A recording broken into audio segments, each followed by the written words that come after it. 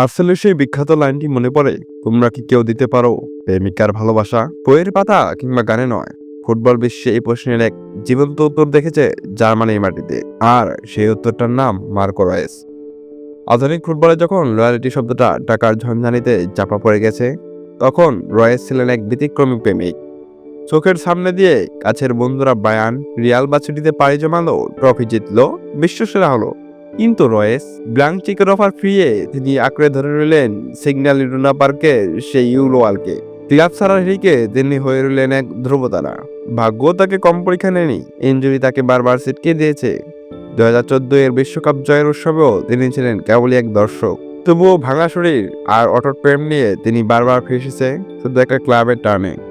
নিজের সোনালী সময়টা এভাবে উৎসর্গ করা আধুনিক যুগে তো রূপকথাকেও হার মানায়। মেসি বা রোনাল্ডোর মতো তার শোকেসে হয়তো ট্রফিতে ঠাসানি, কিন্তু 12 বছরের নিঃস্বার্থ ত্যাগ আর ক্লাবে থাকে যাওয়ার ধৈর্য যে কোনো ব্যালন্ডিয়ারের চেয়েও ভারী।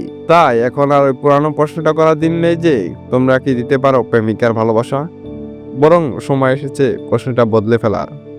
এখন বুক ফুলিয়ে বলা যায়, ভালোবাসা তো অনেকেই দেয়, কিন্তু তোমরা কি কেউ হতে পারো মার্কো রয়েস?